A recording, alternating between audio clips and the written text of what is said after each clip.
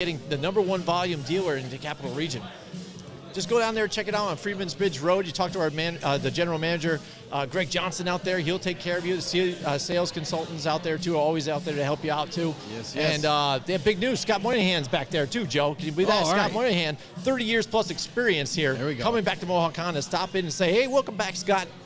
Good to see you, buddy. Did he happen to do like a Tom Brady, like kind of like farewell, and then said, "Oh, Perhaps. I'm back"? They got to do the, instead of the man in the arena, it's like the man in the showroom. That's right. You know, right? How about that? That's right. Seasons change, but Mohawk Honda, it stays the same. Where they go out of their way to please you, they treat you like family. Mohawk Honda, Joe.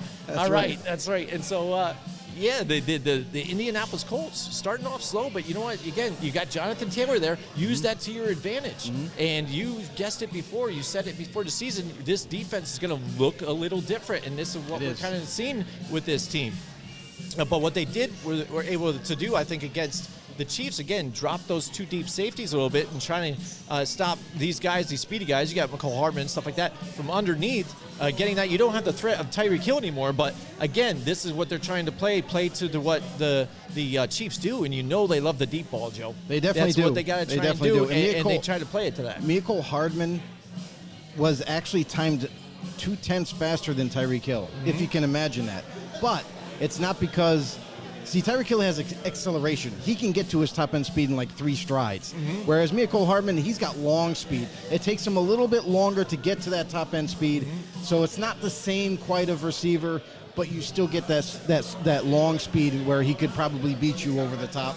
And that's why teams are kind of like, keeping an eye on McCall Hardman, just to make sure that, that he's not going to kind of make that cap and beat that defense. So, the thing is I feel like a lot of those teams that are going to end up facing the Chiefs, they got to pay attention to the teams that have already played them. And we know that they're going to study film and all that, but the thing is you got to really kind of pull out what works and what doesn't work against that team. Because, there's no Tyreek Hill, but they still have Travis Kelce. They have McCall Hardman to try to stretch you. They have JJ,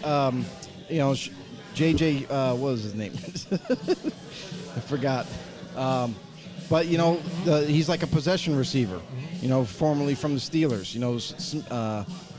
Smith-Schuster. Juju Smith-Schuster. Yeah. They have him as a possession receiver.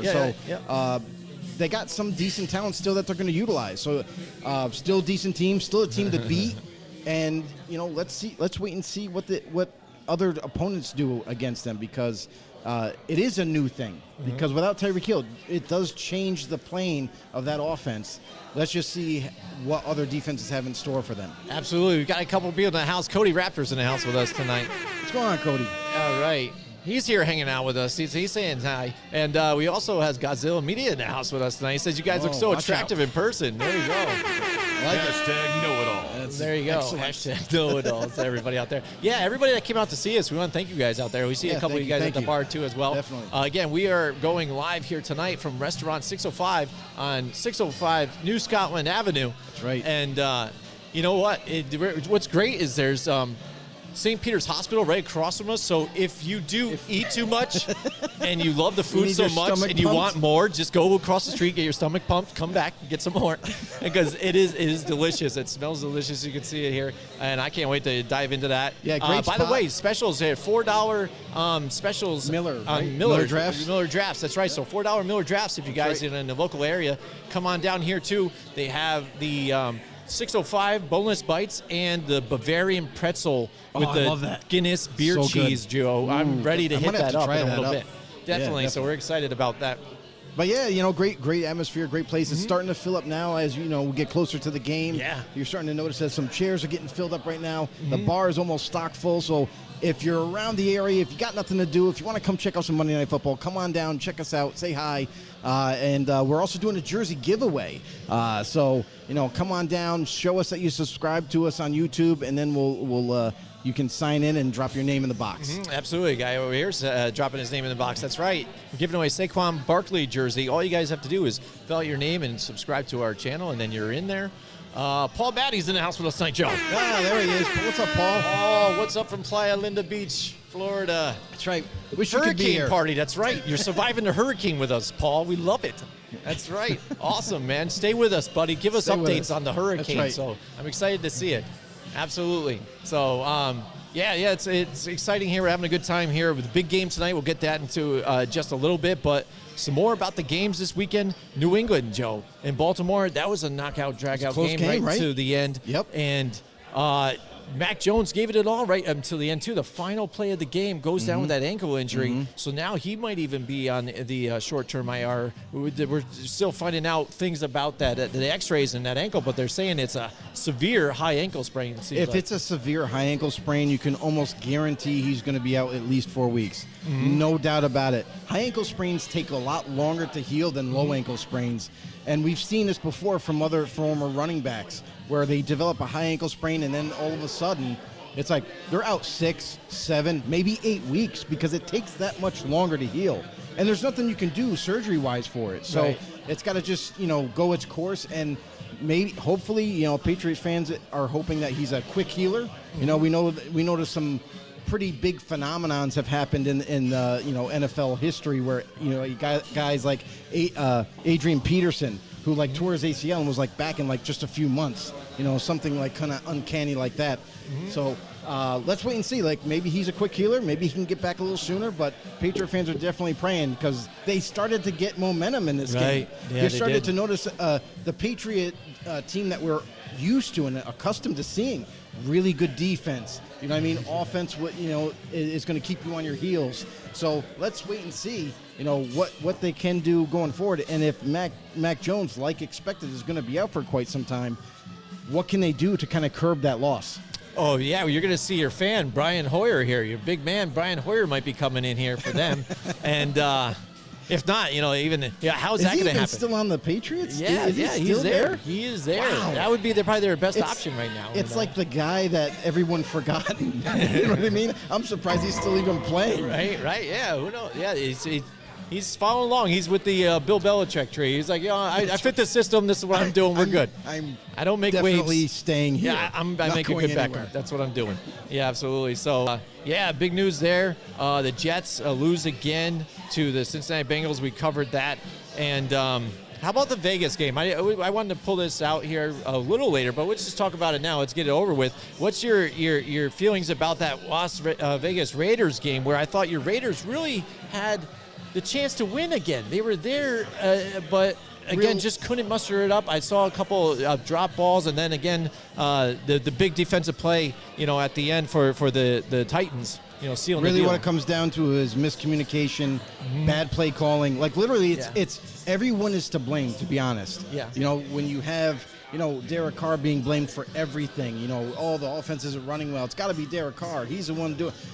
No, I mean, it comes down to play calling. I don't think Josh McDaniels has called the right plays in certain situations. Yeah. I think there's been missed opportunities by even receivers, like you just mentioned, dropping the football. Yeah. And guys that aren't performing as what we've grown accustomed to. Look at, Darren Waller.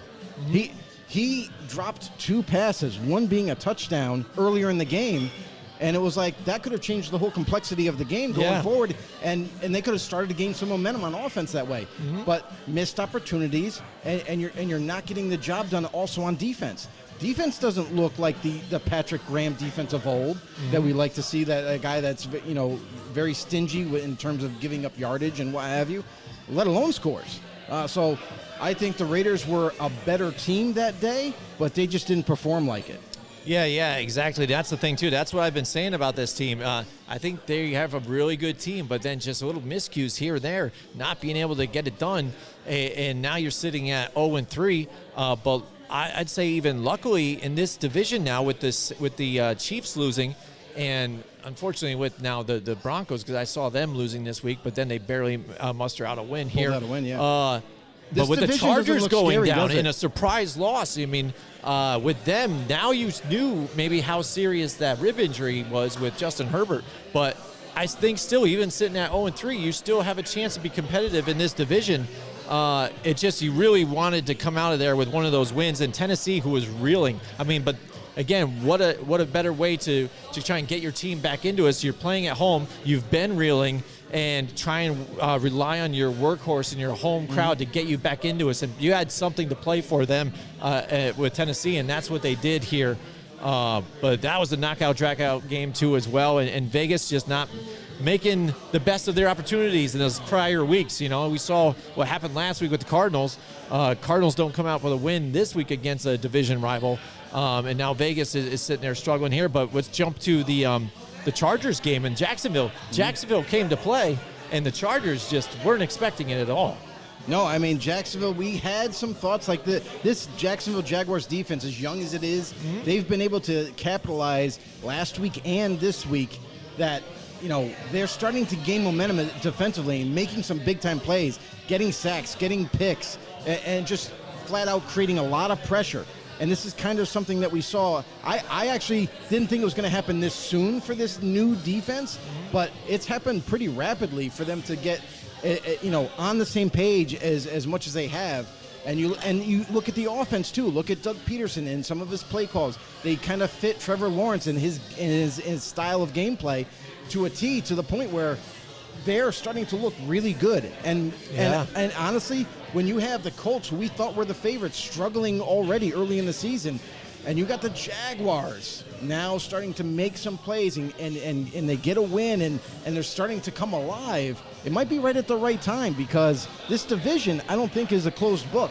You have and then you got the Titans, who have been failing so far. Right. So they get their win this past Sunday, but this division's wide open. So Jacksonville could be a dark horse in this division right now, as long as they keep that momentum going and keep building on what they have. Yeah, absolutely. And that's what you're saying. Yep, no problem. Yeah, that's right. Anybody out here, too, as well, if you guys haven't come out here yet, too, in Albany, come down, fill out your name here, subscribe to our channel, and you have an opportunity to win an autographed Saquon Barkley jersey here to celebrate a game here against the Cowboys here. Let's see if we can get it done here, Joe. Excellent. Thank you. But Jacksonville, again, this is that team that I kind of saw those first couple weeks. I was expecting, that defense, Trevor Lawrence coming to it in his own as well. The weapons, they're not big names, but they're enough that he can spread it out and get the job done. And in this division right now, the way it started off, again, it's anybody's team, like you said. Game. With the way it's been. Houston looks really good, despite those losses and stuff. The Colts were supposed to be that dominant team, I think. They were supposed to take over this division, because the Titans, again, we saw them moving back, not having A.J. Brown here as well, maybe losing some of those weapons. Derrick Henry, too, as well. If we're a running back, it's got to get towards the end of his, long of his career here, I would say. He's starting to wear down, I would say. And this is the opportunity for the Colts to come in, and for them to come out the way they have. It's been really good for the Jacksonville Jaguars to kind of slide in there under Doug Peterson and get this thing rolling. And I think the funny thing is, too, is like they already said they've already matched Urban Meyer's wins, I think, here. So I think he's doing – Doug Peterson's doing good already, right?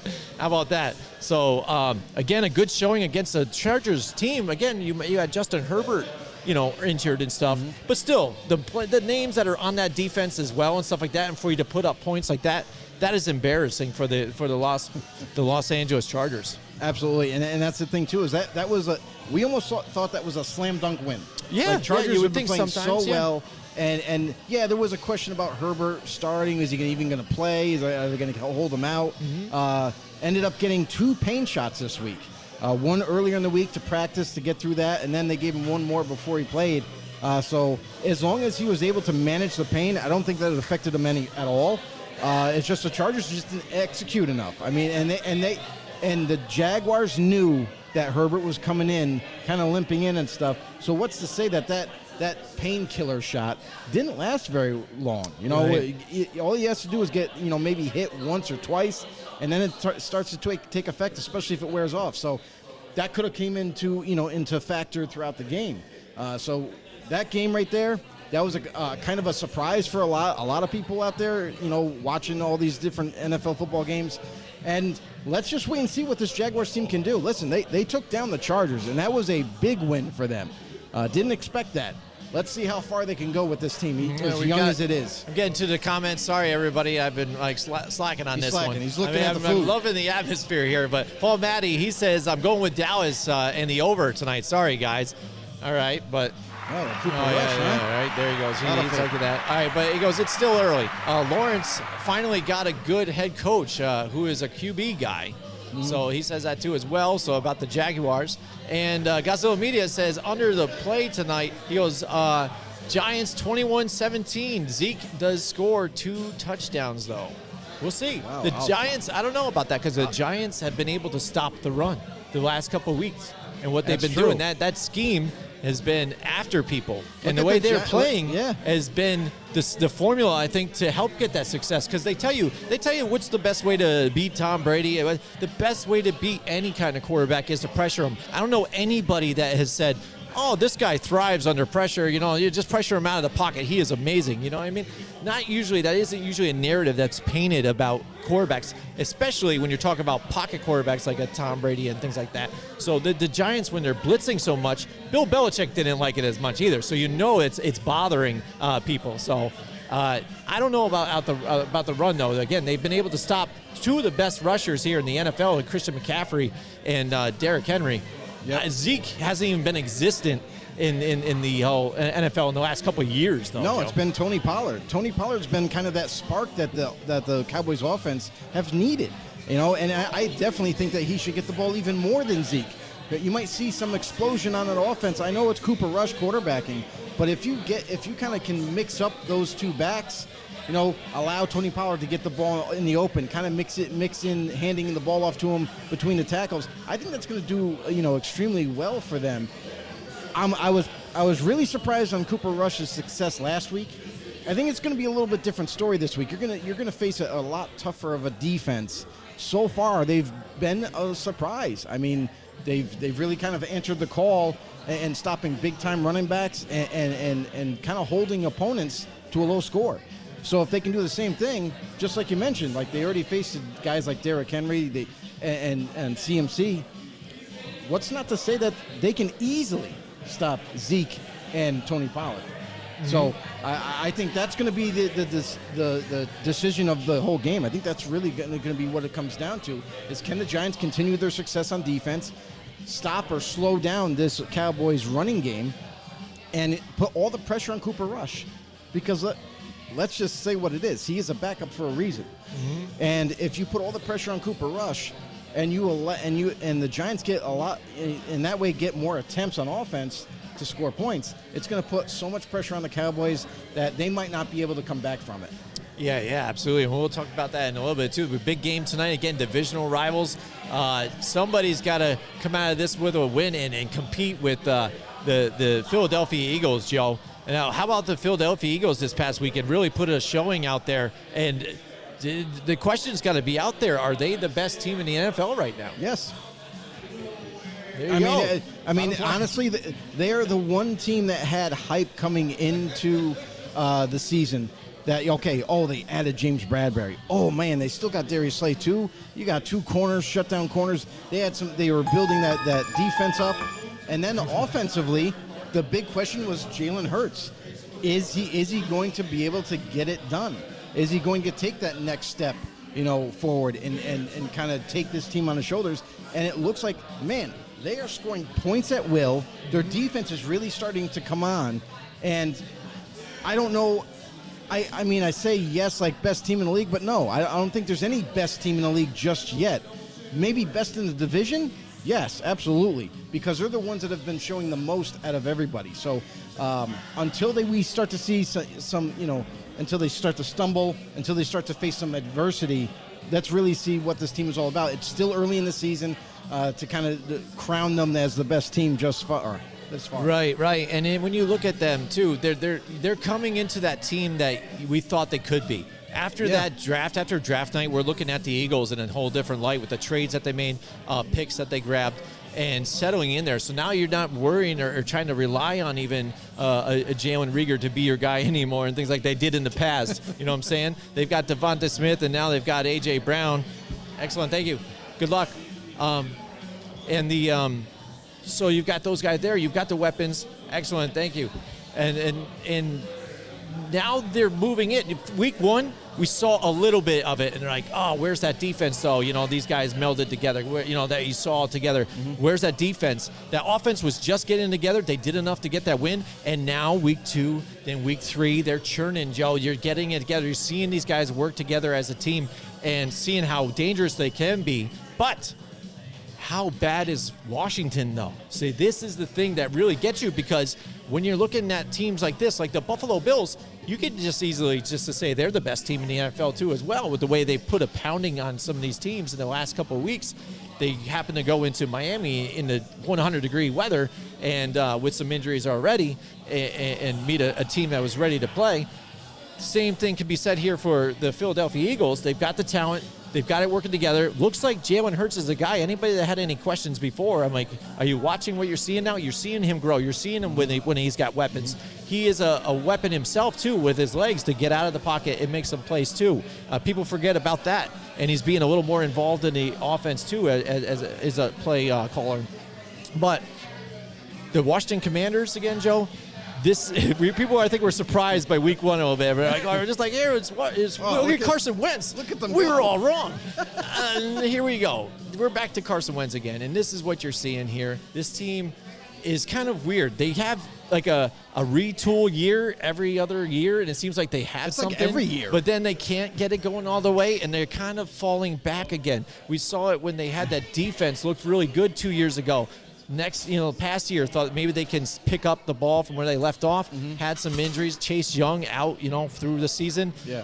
That was a big factor for them. But again, now they're tailing off again. So now they're having their issues here as the Commanders. The funny thing is like I compare Washington to Indianapolis.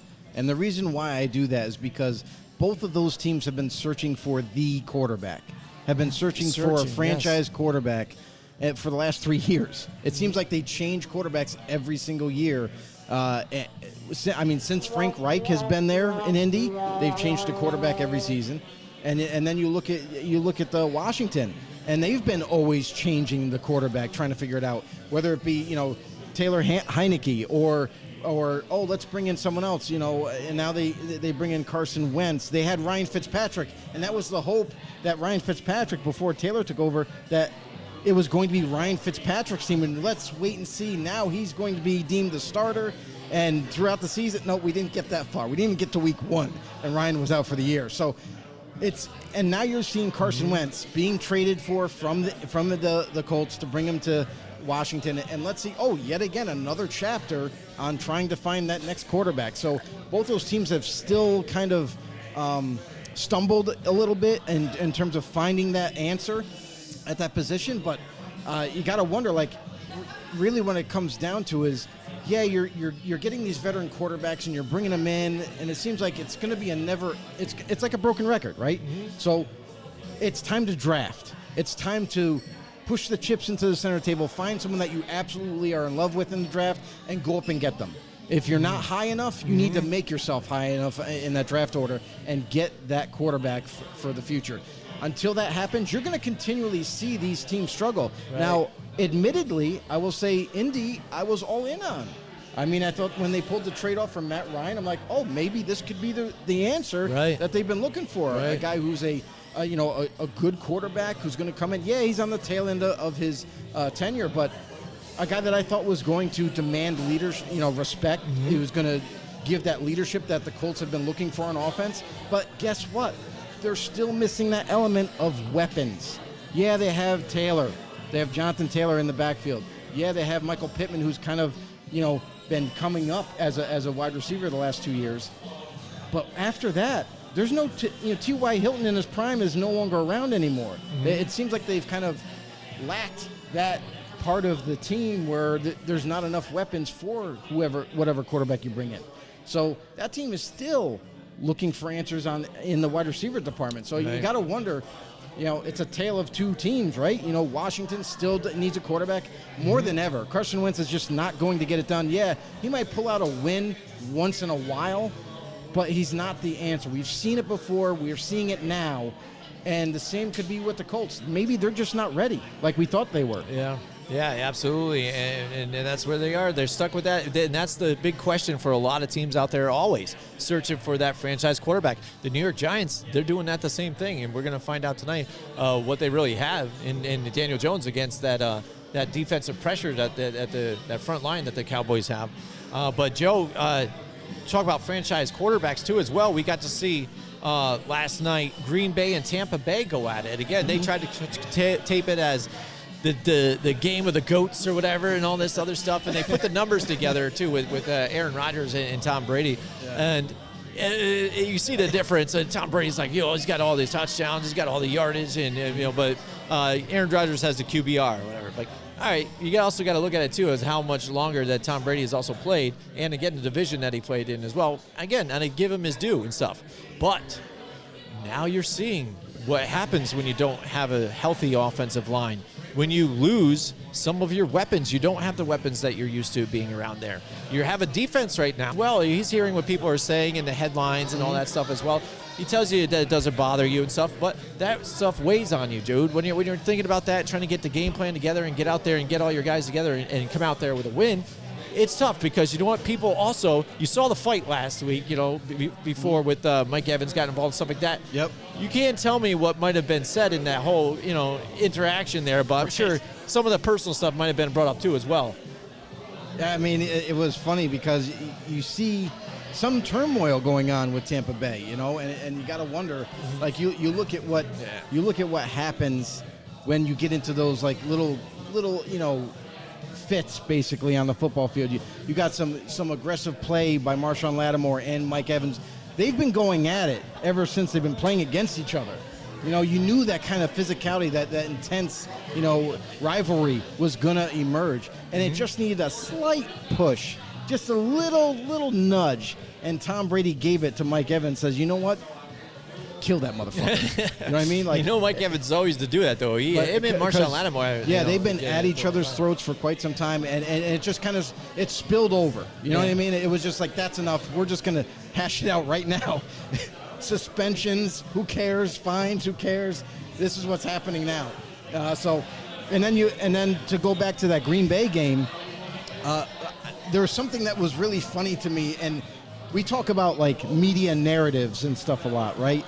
Well, there was nothing more true about it than when they were showing the stat lines between the animated character of Aaron Rodgers versus the animated character of Tom Brady on the screen. Tom Brady looks like Superman. Yeah, he does. He looks like I super never thought buff, about that, right? Super buff and everything. And then you look at Rodgers and like, oh yeah, that's what Rodgers looks like. But what does Tom Brady look like? A 45-year-old Superman that is just swole. Yeah. Like, he's just huge. I'm like, that's ridiculous. Right. It's like it's kind of like the people that are on Snapchat, and you get to pick your Bitmoji or whatever, stuff like that. And you might be fat as hell and out of shape, and you pick the Bitmoji of the hot smoking hot little tiny little Bitmoji and stuff like that. Yeah.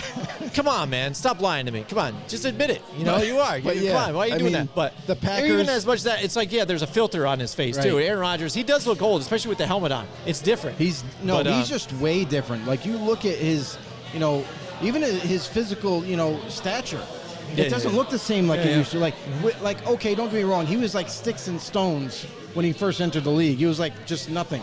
You know what I mean? Yeah. Then he you could tell like he was getting in better shape. He had some muscle. And now that he's 45, it looks like he's like thinning out and looks, almost unhealthy, at least in his face. So he's got to be feeling it. And you got all the drama. He's taking. And you got all the drama behind closed doors that, personal things that are going on right now. Obviously, no one's going to let, open that can to find out detailed information, but you could just see in his gameplay, you can see, like, even in press conferences, that he's just not the same Tom Brady that you normally do see. Right, but in watching that game, let's just break down the game quick. I think, again, Green Bay, except with the exception of the first game, the past two games, they've been pretty dominant in the offense, especially in the running game, getting it going and moving early. Mm-hmm. And then it seems like the second half, they're kind of tailed back a little bit, and they just can't get it going. Would it be miscues as well, too? Again, because it seemed like right when they fumbled right at the end zone or about to score to put them up decent by like 3 scores, then the table started to turn here, and that Tampa defense started to try and get in there and really getting pressure on Aaron Rodgers. And the Green Bay Packers really kind of tried to get one-dimensional again and put it all back to pass instead of rely on that run. And it was a real boring second half, watching that game and the second part. But they were still controlling that. But it seems like they're kind of cool with just kind of controlling the momentum of the game and not really putting on those points and putting their foot on somebody's throat when they think that they have them there. They kind of kept Tampa back in it. I mean, I would say this. I'd say it's a chess match more than anything. I don't think it was too many miscues or anything like that. But you got to remember, too, this is a Green Bay team that's been waiting for it to be healthy. They finally got David Bakhtiari back. And Elton Jenkins, that offensive line was complete. Yeah. You started to notice early on that this is the Packers team that we were waiting to see. Mm-hmm. And we saw it in Tampa. Yes, it was, some people might consider it boring. I thought it was a phenomenal defensive game. They were, both teams were making adjustments at the right times, and that's why it ended up being so close like it was. Mm-hmm. And the best team ended up coming out and winning. So it's like, you could say, oh, well, Tampa didn't do enough. Oh, well, you could also say the same thing about Green Bay. So, yeah. I mean, I just think that it was a chess match, and Aaron Rodgers and the Packers, they came to play, and they just edged out Tampa Bay.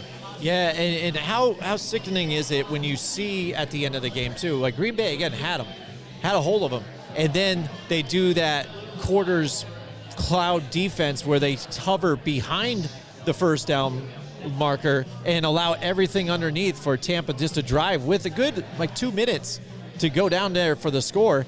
It was making me sick because I'm just watching it. I'm like, play the defense you were playing. Right. Man up. Because even they did it in one play in that set of on that drive. Mm-hmm. They manned up once, and Tom Brady threw it away into the dirt. Couldn't hit his receiver. Yeah, we say that all the time as fans. And you see it happen. We want our teams to play, continue playing the same defense that you have been all game and shut them out.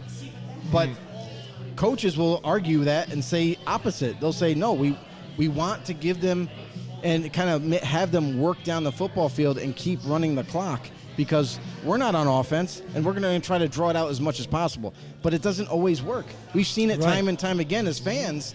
We've seen it where they do this prevent defense, or even if especially it's not against Tom Brady. Even if it's not prevent, it's just kind of sitting back, letting them take everything underneath in short yardage, and then now we're going to tackle them. Well, you do realize that they're still moving down the football field, and you have 2 minutes. That's a lot of time in football. So you can't do that.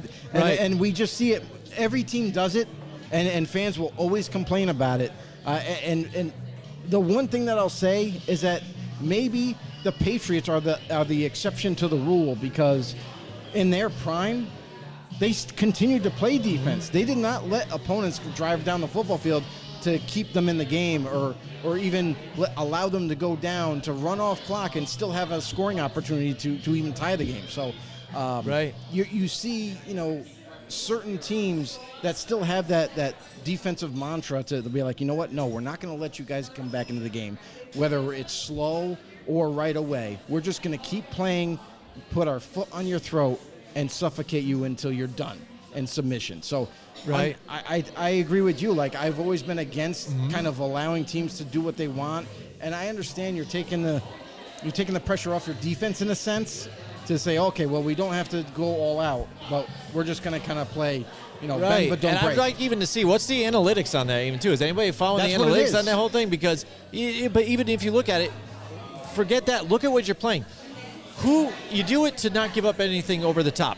Who in that Tampa Bay lineup were you afraid that Tom Brady was going to hit and burn you over the top with? It's not a question of who. Someone that's what I'm just saying. That's the thing. Again, play your game. It's been working for you all game. Keep it going. And you noticed that These when it gets down slow. to, I know, but when you notice though, and I was telling my son too when you're watching it, when it got to first and goal, you're there, tighter field. Now you're not doing that. It got a lot tighter, so it's less space to cover. Didn't they play a lot better then? They were able to hold it down as much as they could with giving that one touchdown. But look at the end. Then, look at the end of that game well. When Tampa Bay had the ball. They get the penalty, and they were close, and they get the penalty. I heard other people. I was at a bar watching that game, Yep. And I heard other people saying, oh, you know what? They're close. That means they have a really good chance of getting in. They could either run it, they could throw it. Yeah, that might be true. He's like, oh, but the penalty happens. And then they're like, oh, yeah, that's good for Brady. Now they got more space. And I'm like, I don't really think that's a good thing for because they were saying, oh, the defense is going to be thinned out. They got more space to cover. But you know what? It's not that much space to the point where, a defense is so spread out and so strung out that they're going to miss these defensive zones. And it actually helped the the Packers defense. Right. Because, the Tampa Bay offense had more space, but now instead of running a limited playbook on defense, now they could call kind of really any defensive playbook. And maybe they went back to a play that kind of gave Tampa Bay's offense fits because of that situation.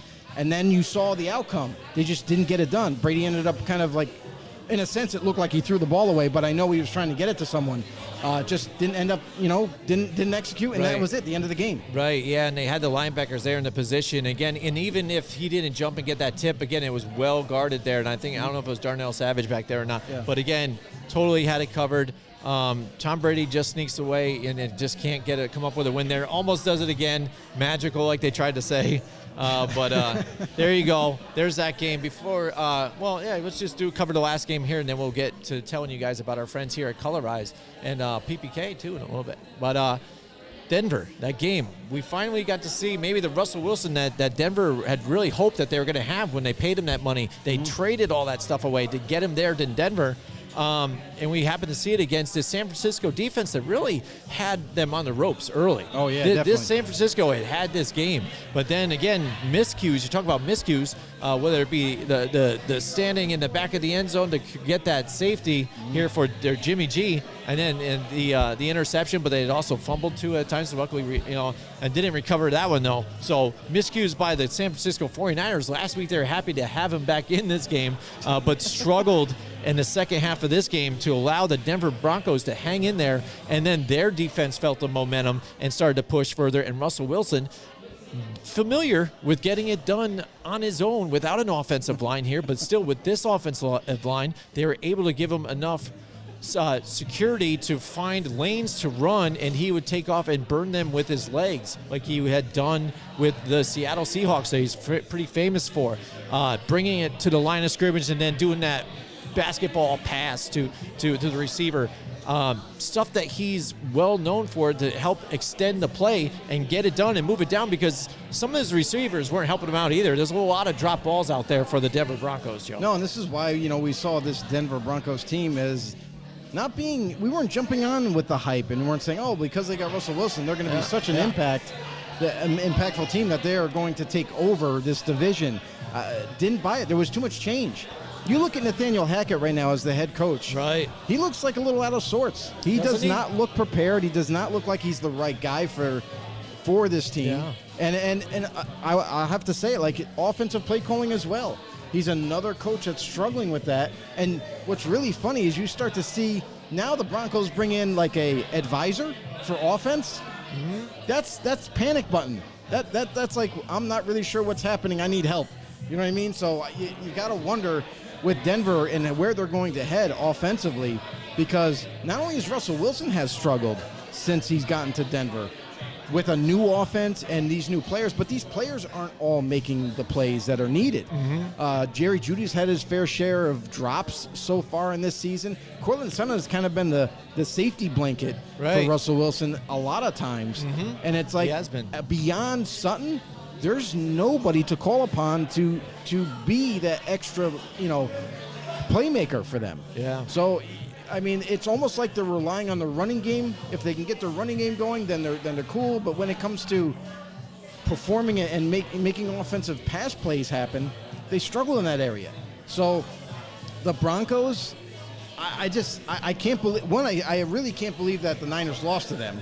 Yeah. Because it seemed early on that they were just dominating Denver. Mm-hmm. And for the tables to turn really quickly and for the Broncos to keep that a close game, that was the worst thing that could happen for San Fran. Mm-hmm. Because when you allow a team that honestly does not have as good of a roster as you that you should be outplaying them, and you kind of let them hang around. That's Right. usually not a good thing to do, and you usually lose by that. So we saw that in that game. Yeah, and it then just even how seems it like- ended right there with that big run, break it out, and then all of a sudden good ball security gets punched out, turnover, and just ended it for them. After it looked Yeah. like it was going to be a big play for them, a big conversion Right, and to stay keep in the it. ball Yeah. going, just enough to try and get Robbie Gould down there to get the game-winning field goal as well.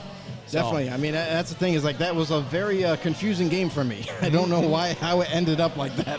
All right, absolutely. We got Billy Blake in the house with us tonight, What's Joe. going on, Billy? Billy's Welcome to the joining show. us from YouTube.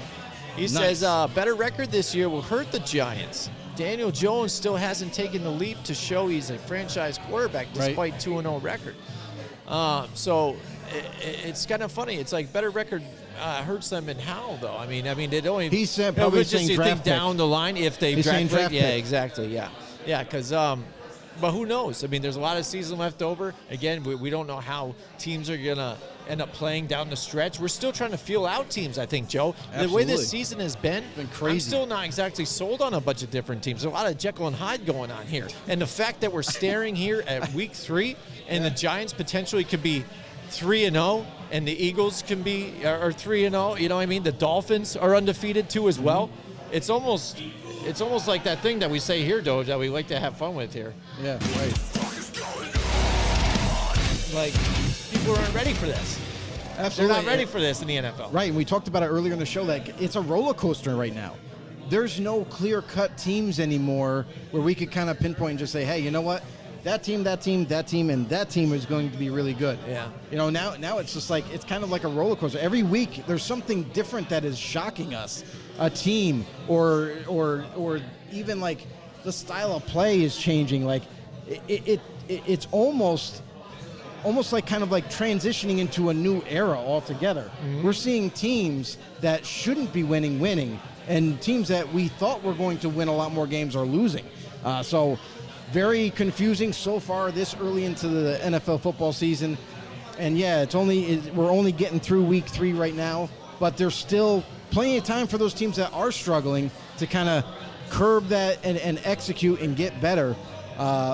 So, I mean, it's a long season, and you bring up a good point, too, is like injuries are starting to happen to pretty big names right now. So let's see how this all kind of unfolds going forward. But wait, what, are we going to get to the picks yet or not yet? Oh, that we're going to get to in just a little bit here. All We right. got Dallas and the New York Giants here tonight. That's the reason why we're here at Restaurant 605 in Albany at 605 New Scotland Avenue, right directly across from St. Peter's Hospital. So we see some nurses coming in here too as well, and their scrubs hanging out, after their shift, coming out here to drink too. A lot of Giants fans out here. We talked They're starting to to fill in. Gabe Moya, the owner. His mom Susan here, who's part owner too as well. They're big Giants fans here, Joe. They're Huge. excited to be here, open this bar. It's a different type of feel. Again, before there was a sports bar here that was kind of just around the corner, so it's kind of convenient to go by and here. But they have a nice, awning right out here, big old number 605, and they want to be that hometown family, like sort of like the way we talk about Mohawk Honda. It's that same feel here, Joe. Like there's really nice furniture in here, but TVs, and excellent food. But there's sports too as well, and they want you to come here. They want you to feel welcome. And the one thing about this place too, I found that is really exciting and different is their menu. It's extensive. It's like you can have mahi tacos or whatever, but then all of a sudden have a General Chow's bites or whatever, and then you can just do your standard burgers and wings. They have a mini Mac. It's like their own version of the Big Mac that they stack on top of each other and stuff.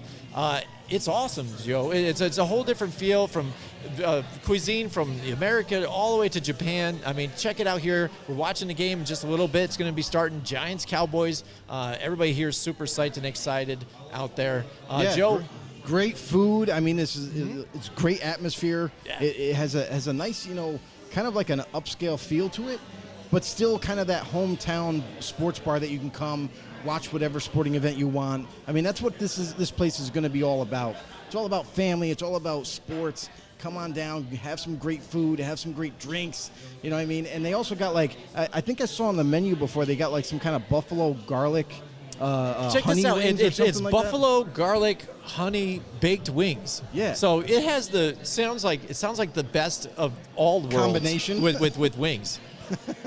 I mean, I think these guys over here had some of them over here at the table here.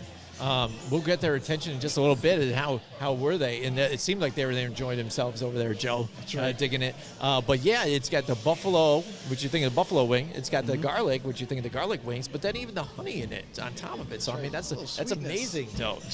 But enough about the food again. It's just making me hungry. And Gaz says, the wait staff here is very excellent too as well. Yeah, which it is great. That's a good update. But Joe, let's tell everybody what is very attractive for us there, and that's our friends at Colorize here, Joe. What do they do? They Colorize. color stuff? Yeah, that's right. They're the paint guys, dude. They're paint professionals here at Colorize. All right, no, you're not going to tell anybody? I'll tell them then, I guess. All right, they're localized Benjamin Moore dealer. That's right. They've got 3 locations here: Clifton Park, Niskayuna, Queensbury. They're going to be opening one. Please, water. Yes, please. In Troy. But yes, they are not only being their Benjamin Moore dealer, they also, as an independent dealer, are able to have access to almost everything out there finish related. So Benjamin Moore, Sherwin-Williams, everything. You have a color you want, they just match to it. They'll do it. Their paint professionals take care of it. Take it, make your job easier for you. Whether you're the paint professional or you're do-it-yourselfer out there, need something done at your home, just give it to them. Stop in at any one of their locations or check them out at mycolorize.com. Colorize, the right paint, color, and advice from local professionals who care, Joe. And also, real quick, I want to tell you about people that care, too, as well. A reason why this place, I think, looks very amazing, too, as well, is because our friends at Paul Perry Kitchens had done the woodwork in this place, Joe. They definitely have. Thank you so much. And it's amazing. And this place, again, I remember it was Andy's place. It wasn't so hot. This is a total switch over. It is like a makeover, absolutely complete. Yeah, renovation. And I mean, from the ironwork that they have here with the TVs and the woodwork, Paul Perry Kitchens, the granite tops as well. Yeah. Oh, thank you so much. And they really took care of this place, and it looks amazing. And what a great job by our sponsors there at Paul Perry Kitchens. And don't forget, now PPK. They are remodeling there too at 144 Freeman's Ridge Road. You can check them out. They've moved their location to the other sister location at 115 Freeman's Ridge Road. So if you need anything done kitchen related there, also they do glass repair as well, and closets, custom closets.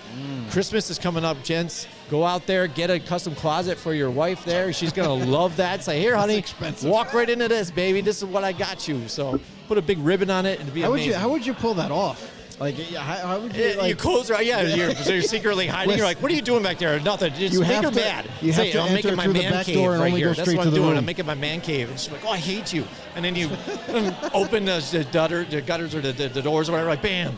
There it is, a big bow on it. It's your custom big closet right there, California closet. So there you go. Enough about our sponsors there, though. We definitely appreciate everything that they do. And this place is amazing. But, Joe, we're here for tonight's game. That's right. Dallas Cowboys and the New York Giants. What do you think about this one? Here, let's talk it up here. I mean, we kind of touched on it a little bit. But, I mean, listen, we all know, and I've kind of said this before, but, like, the Cowboys defense, like, they're a decent defense, but it's like, if you really want to maximize this Cowboys defense and how much better it can be, you already have DeMarcus Lawrence on the other side. But Micah Parsons, I'm sorry, he needs to stay as a pass rusher to help out DeMarcus Lawrence on the other end. He's got to get after these quarterbacks, stop these running plays quickly. If they keep him in the pass rush, you saw how disruptive he can be when he's lined up as a pass rusher, whether it be standing up or with his hand on the ground. So it's like that's one change that I think the Cowboys need to kind of make permanently to keep this defense kind of rolling. And then offensively, listen, no more Dak Prescott right now. Cooper Rush is the guy, and I think if the Giants are smart in this one, they're going to make sure that he put all the pressure on Cooper Rush. Do not allow them to run the ball. Do not allow them to pitch the ball out to Tony Pollard or Zeke out in the open, and kind of force Cooper Rush to make all the throws and carry this offense in a sense.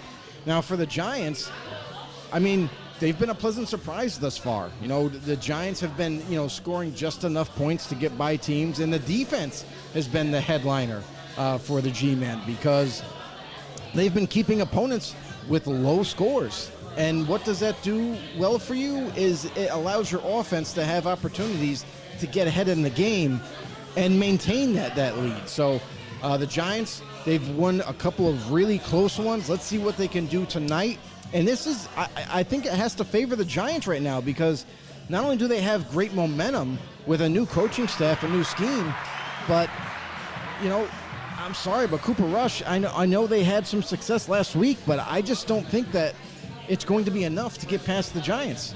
Yeah, I mean, and you would talk about a Giants team that's faced enough injuries too as well. I mean, coming into the season, we were looking at them, you know, in the training camps and stuff, and like, there goes another one, there goes another one. They don't even have a start. They don't even have a tight end right now. You know, it's like you're looking at what they had, and you're like, we are just looking to try and look like maybe we're competing. You know what I mean? Mm-hmm. You went into this season with no expectations whatsoever. Real Giants fans. If you know the team and you follow it and you're looking at this. Mm-hmm. And what we've gotten no so receivers. far, no receivers. And you know the funny thing is though too, you do even have some receivers there. You have receivers there that have been there from the previous regime there that aren't even seeing the field due to work ethic, not getting along with the coaching staff, and they're doing it with guys like David Sills and things like that. You know, it got no namers.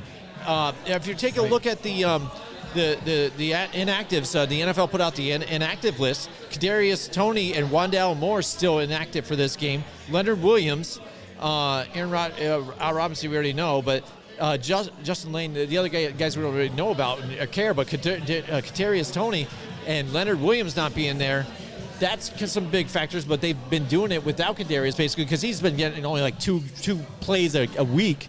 But one thing I haven't seen on there, one guy is Kayvon Thibodeau. And that could be nice if he's in here into this game playing. That gives the Giants defense another highlight for them, their own pass rusher potentially. We haven't got a chance to really see what this kid can do. He's starting his first game here in the season.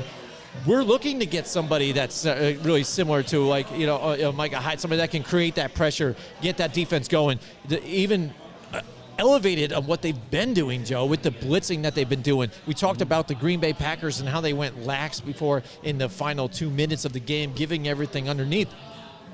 Giants have been living and dying by the blitz, manning up. Even if they do give up a penalty here and there for Titans stopping a guy, well, at least you even stop them there, get called for defensive holding. It's a 5-yard penalty, and they could keep the game going here. Something's happening here, Joe. Yeah, and the game hasn't even started. Is it Aaron Judge up at the bat here to try to get a home run? Is that what we're trying to face here? That's the thing, though, is that, listen, if you're looking for a good sports sports is it bar Aaron to Judge come trying to hit yet? 61? Did he get it? No, okay. Yeah, I didn't get it. We're getting updates right now. Listen, we got some more people kind of filing in here, kind of filling this place out. Listen, if you're not doing anything right now and you're in the Albany area, come on down to 605 New Scotland Avenue. It's about to erupt. If he gets it, it's going to go is where crazy. we are live on location, and we're also doing a jersey giveaway. That's right. We have none other than Saquon Barkley autographed jersey up for grabs. Make sure you come in. Make sure you hit the subscribe button. Show us proof that you subscribe to our channel, and go ahead and enter your name into the box. 87. here. Is that a Howard Cross jersey? Is but come on down, enjoy some food, enjoy some great. This is going to be a great environment right now with Monday Night Football right around the corner, and that's what we're here for, to see the Cowboys and Giants. Come on down. Yep, everybody's watching this with bated breath here, just watching it, and they're going to watch them get walked, huh? Yeah. Isn't that funny? Yeah, everybody's just watching. But imagine if it happens here on live stream. We only have a little bit You're to gonna go hear here still. A really loud about 10 roar minutes. of the crowd. Yeah, but we're going to roll out of here. But yeah, talk about the Giants. Look at the inactives. That's not going to affect them so much. Again, like I said, that they've been playing with that so far and playing really well. And under Brian Dable, you see a different feel. We saw it week 1, what they were able to do to the Tennessee Titans and stop them in Tennessee. Right. And then go against the Carolina Panthers and stop them there too as well. And just really put on that pressure. I mean, it was big for them. And playing with the momentum, saying, when they got down to score, I was thinking about it watching the game. I'm like, do they go for the 2? I can see it, but do we go for 1 and play it safe? Right. I would like to go for the win, but then do we just sit there and if we lose, do we say, hell, we went for it all, we lost, we gave it everything? I was kind of feeling that as well. I'm like, because we're not expected to win. Right. Again, the way we've been playing, the way the injuries are, you're not expected to win. So why don't throw it all out there? And they did. They were successful. And look what it did for the relationship between the coaches and players. They seem like they're standing behind this guy. It's totally different from what Joe Judge was. Joe Judge was more, again, he would boss you around, and it seems like Brian Daboll will hold you accountable for when you aren't working as hard or making mistakes, like you've seen when he yells at Daniel Jones on the sidelines, and also the way he's reacted with Kenny Golladay as well, and Kadarius Toney not getting them out there. You see it, or even Darius Slayton for that matter. They're not being part of the offense at all. You're seeing a different team here that's playing with fire, and then that defense again with those guys with a lot of no-namers too as well. You think you remember they've lost James Bradbury. They did not have enough money to keep this guy in the roster. That is the only reason why he's not there. It's not like he was fading and didn't. They shed Blake Martinez is gone because you didn't have enough money to keep him. And I'm looking at that and I'm like, oh, there's another guy. That was a nice run stopper. He got injured last year, but he was one of those key guys, I thought, on the defense. And despite that, they're playing well. Blake Martinez. Martinez wasn't necessarily about money. Martinez was about his injury. And the Giants are not confident in him coming back 100% like he was prior to the injury. So, yeah, money played a part of it, but it was only because of his injury, and they're not satisfied on where he's at right to date even. So, yeah, they kind of let him go and let him walk. And you saw, he's already taken a couple other visits. He's been to Baltimore. He's been to Las Vegas, but no signing. So that also has to show the Giants, too, maybe they made the right decision. Maybe he's not as healthy, and he's still trying to get back, but maybe they made the right decision there. Yeah. I mean, who knows? But, I mean, again, like I said, having Kayvon Thibodeau, I'm really excited to see what we have here and if we can get that pass rush, because on the other side, you're looking at the Dallas Cowboys, which when you look at them right now, they're pretty similar to what we have going on right now. They have a great pass rusher, the defensive line, but their offensive line is terrible. They're injured too, and that whole left side is just demolished here. Well, O-line. Right, exactly. And again, you're afraid of maybe that front line, and like I said, you're watching number 11. Everybody else, I'm not really that worried about. Even Leighton Vander Esch or even Diggs as well. He's an opportunistic guy to try and get some of those picks. So that's one thing Daniel Jones needs to do. I would say when you talk about key of the games, one, try and run the ball, establish the run, keep balance. You want them to fear that you're going to have a Saquon Barkley out there and pounding it. So then even you can mix in some Matt Breida too. Matt Breida I need him to get out there in the passing game too. He's been getting stuffed on some runs, but it seems like they just kind of toss him outside here and there and gets nothing out of him. I wanted to see him in the passing game. And Daniel Jones, the key, like I said, he has a thing with knowing the first read and staring down that read, knowing it's not there, second-guessing. You could see the physical second-guessing and says, fuck it, I'm going to go there anyways. And then he does, and then, Diggs is going to be there for the interception, because he's just watching the quarterback's eyes the whole time. Well, Diggs, the reason why he has interceptions like he does is because he's a very aggressive corner. He will bait you, and then he will attempt to intercept it. But also that aggressiveness has led to giving up big plays and not being in the right spot all the time. So, yeah, Diggs is a good corner. He does make some big plays and turnovers. However, it also can hurt him as well. And then you bring up Kayvon Thibodeau for the Giants, first game this week. I wonder what they have in store for Kayvon Thibodeau, because honestly, it'll be his first game. Yeah. And is he going to be just out there full time, or are they going to kind of rotate him in certain only pass rush downs and that sort of thing? So that's something to monitor too, and just to see, he's still a rookie. He hasn't really been tested yet. Tonight is going to be the night where we get to see him out there and without reckless abandon. He's going to go after. It's good to have him there when you don't have Leonard Williams, but. Going back to the Dallas Cowboys side now, when you want to look at their inactives, obviously Dak Prescott's there, but Michael Gallup's still not playing in this game. Dalton Schultz, who has kind of been a dish-off guy for them, kind of developing that relationship. They don't not even as use much him. as a Jason Witten. They are trying to do it this year, but he's injured now. And so that's stifled that any kind of chemistry that they were trying to get with Dalton Schultz. But even in week one, like they weren't really using Dalton Schultz hardly at all. I think he only had like 2 catches or 3 catches at most, and they weren't even impactful ones. Yeah. They were just little short Well, drop-offs. and even look at the way Jerry Jones has been handling this team out there vocally, and Dalton Schultz wanted to sit out on this whole thing. He wanted a new deal and stuff. Right. Look how this season now is affecting his gameplay this season and his effectiveness and being his ability to get another contract, not even here, but somewhere else. You know what I'm saying? Yeah. And as far as the injuries, again, Connor McGovern lost in the first game too as well, so he's still out. Javon Curse too, and a few others, but they've got injuries on their side as well too. And like I said, those 3, Michael Gallup, Dak Prescott, and Dalton Schultz. Obviously, Prescott's again gone for a while, but having those guys not there and those other weapons there for like a Cooper Rush, that is going to hurt them as well, Joe, because that's what you need for a guy like Cooper Rush. You have those weapons available to you. Kellen Moore is going to do whatever he can to try and alleviate the issues here offensively, but nobody is going to be afraid of Cooper Rush burning you. And they luckily, again, last week, it wasn't like Cooper Rush went out and just flat out beat you and stuff. They were, again, opportunities happened. They were able to turn it into a late field goal to seal it with no time left over. Right. The Giants need to keep playing their game that they've been for the past 2 weeks. Stop the run, because you got to figure that's what maybe their next guy up. You paid Zeke to stay there. He's got to be your running back. Now it's run the ball. It's time now. You have no other weapons out there. Let's run the ball with him and Tony Pollard. Mix it up a little bit. A run and pass maybe with them. Get Cooper Rush some help there, so that way then they're not one-sided because once they stop the run, the Giants stop the run, then it is all out, and they're all blitzing nonstop.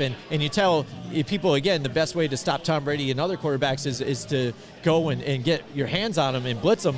This team loves to do that, and how is Cooper Rush going to handle that pressure with that left side of that offensive line too as well, just being diminished and things? So it could be a rough night for Cooper Rush. Yeah, I mean, that's the thing, too, is like the game plan for both teams is real simple. For the Giants, you want to shut down that running game, do not allow any kind of short yardage plays to develop, and keep the pressure on Cooper Rush. For the Cowboys, offensively especially, they're going to try to kind of alleviate that pressure, and they hope that they can run. That's going to be the biggest thing right there, because if the Giants can make the Cowboys one-dimensional and put all that pressure on Cooper Rush, the Cowboys offense might be in for a long, long game. And then on the other side, when you have the Giants on offense, I don't think you want to keep putting too much pressure on Daniel Jones, because we already know what Daniel Jones is at this point in his career. He's not going to get any better at this point. He is what he is, and you just want to kind of stay away and not put too much pressure on his shoulders. So you're going to see a lot of Saquon Barkley. You're going to see some play-action plays. When the Cowboys start to bring their linebackers down and try to stop the run, then that's the perfect time to throw in some play-action plays for Daniel Jones, where he can either run or throw the ball, and just kind of keep the teams kind of offset that way. And for the Cowboys on defense, I said it before, I'll say it again, and I'm going to keep saying it every week. Micah Parsons is an absolute disruptor. He's a beast. You need to put him and keep him as that pass rusher, standing up or his hand in the ground opposite to Marcus Lawrence. That's where the Cowboys defense, I feel like, excels, because now they're getting not only the pressure, but now that also leads to maybe a Trayvon Diggs to jump that route and get that turnover, or someone else to make a play on the football. So that is the tale of the tape, in a sense. Absolutely. For both teams and what they need to do to win these games, especially Monday night tonight. It's a big game for both teams, and let's see if the Giants can continue their success. Yeah, I mean, it's going to be super exciting. Again, Dion Lewis was supposed to join us here tonight again, but he's running late. He's going to be here a little after 8, so don't know if he's going to fit with us here on the show, but he'll be here at Restaurant 605, everybody. So still come down, check it out. There's a jersey on auction here for the just put your name in a box, subscribe to our channel if you guys haven't yet. I know you know us that watch us normally. Again, you guys know all about it. You know about Hashtag know-it-alls. That's right. And follow us on Twitter, FB_no. Go to YouTube. Hit the subscribe button. That's how to enter for this jersey, too, as well. Football right. on the No Show. Search it right there. Subscribe. Notification bell, let you know every time that we go live, whether it be live at events just like this or our normal Wednesday nights when you come to check us out live to talk about some football. And this Wednesday is going to get pretty interesting, too. We're going to have a lot talking about with this next week 4. And some news with the Pro Bowl moving up, too, Joe. But finally, some changes going on with that whole thing. But, we're here at Restaurant 605. As you can tell, I keep getting louder as I'm talking because the noise is getting amped Game's up. getting closer. Everybody's getting excited. There's Micah Parsons right there. Yeah, on the doing screen. warm-ups. They're warming up. The game's about to get started in just a little bit. And we're about to do this drawing for the jersey. We are in a little while. At halftime we're going to do it. And the Aaron Judge still and the Yankees are playing, so people are here checking out the Yankees too as well. So if you are in the local area here in Albany, come on down to Restaurant 605. Hang out with the rest of us here. Even if you're not a Giants fan as well, dude, that's fine. There's a lot of Giants fans here too. Come hang out. Come hang out. Just watch some football and we'll chill. We'll hang out. We're a chill crowd here. We really appreciate you guys coming out here to join it with us. But Joe, it is time. It's time to time. do the pick there, Joe. We've done the tail of the tape, like you said here. Who are you taking in this one? In a tough matchup where this week, again, we didn't do so hot with the picks. Some of the upsets got us into close games, again, with the Kansas City, the Buffalo game really got us, This too. is definitely the It's toughest tough. year to pick winners. It is. Like, it is. It's crazy. But now the Cowboys more vulnerable. I would say if the Cowboys had Dak Prescott and It'd be a different game. It's a whole different Absolutely. thing. Where again, because I know what the Giants are, and what the Cowboys have a better lineup with them too as well, especially when Dak Prescott is in there. But this one's a little tougher. Giants at home, Cowboys. What do you got, Joe? I got the G-Men tonight. I mean, Ooh. I like the Giants. I like where they're headed. Listen, I don't expect this game to be a blowout by any means. I feel like this is going to be much of the same that we've seen in Giants games. Is very close, kind of close down to the wire kind of thing. Yep. But in the end, the Giants are going to kind of sneak away another win and keep the momentum rolling. And for the Cowboys, the only reason why that's not going to happen is, honestly, I'm sorry, you don't have Dak Prescott. You have a piss-poor offensive line right now. And Cooper Rush, if the Giants can actually kind of shut down that running game for the Cowboys, I think it's over with. I mean, then at that point, the Cowboys are relying just on their defense to do everything. So I think the Giants have the advantage, and I'm going with New York. Yeah, nice. And again, Joe, you know how I've been playing it all season and how I do almost every year. I love the Giants, but I It's try hard to to pick think your own rationally, team. and Yeah. I can't pick them if I'm going for a competition to where I have to drink a whole gallon of liquor if I lose. I don't want to deal with that again, so I keep going with the Giants, and it's like it's my therapy. It's like I feel like if I pick against them and I win it, that I feel good because I won them, even though they lost. But if I pick them to lose, and they win, hey, I'm happy because they won. So I'm trying to find that happy But medium if you where I'm pick them still to happy, I alright, guess. So do you pick them I don't to want to lose? be sad ever. Hold on. So if you pick them to lose and they win, and you end up drinking because they keep winning. But isn't that yeah? That's But you're almost trying kinda to stay kicking away me from aside the alcohol. drink. Isn't that maybe what's the worst thing that can happen? Hey, and so I don't know. It's tough because maybe it's, if you look at it this though, is this bad luck though or not? So do I pick the Cowboys because they've been winning since I'm picking against them though too? So it's tough, but because they always tease me. Because, again, just once I buy in, then they let me down. But, again, injuries on both sides. They look really good. This is a whole new regime, maybe a whole new Giants. Screw it, Joe. I'm going with the Giants. Let's do it. High five. Let's go. Let's get it. Let's get it. Giants. Let's hopefully we can get it here tonight. And let's go for a win, baby. Let's change things here. I'm not thinking definitely. they're going to win the division again. But, this is a weird year, though. We've seen strange things happen. Strange. You know what I'm saying? Very strange. Strange things have happened. The two teams that were in the Super Bowl last year don't look at like anything like they did last year. So things are changing week to week. It's been up and down. But Joe, it's been exciting. We're hey, having listen, a good time here. We're doing a jersey giveaway. Listen, right before we sign off, gotta say, listen, we are at 605 New Scotland Avenue in Albany, New York. Listen, if you're around, if you're not doing nothing, there's still time to get down here, sign in, subscribe to our channel, sign in, drop your name in the box, and win an autographed Saquon Barkley That's jersey. right.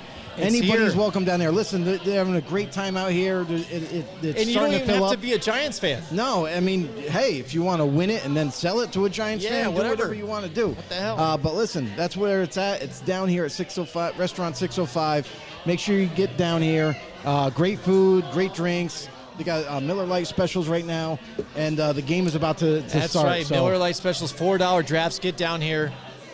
Here it is, Restaurant 605. If you guys haven't seen it yet, Giants, Cowboys. We're here live. That's it for us tonight. That's it. I hope you guys really enjoyed the show and the talk. We really appreciate having people on there. We've got some new people on there. Billy Blake, shout out to you too as well. That's right. Maybe he's a new subscriber from our Maybe. show here tonight. Thank you, We're going to Billy. stick around and hang out again too. So if you guys want to come down and chill, we are hanging out here till halftime to give away this Saquon Barkley jersey. We're going to be eating sir. some of that food. I'm ready to hit it Yeah, up. I'm ready to and go watch now. A great game. Let's An chow down. NFC East traditional matchup between the Cowboys and the Giants. Joe, let's take him out of here. See you guys later. Thank you so much for joining us. peace. Join us next week from 8 till 10 Wednesday nights for more football on the know with Jim and Joe.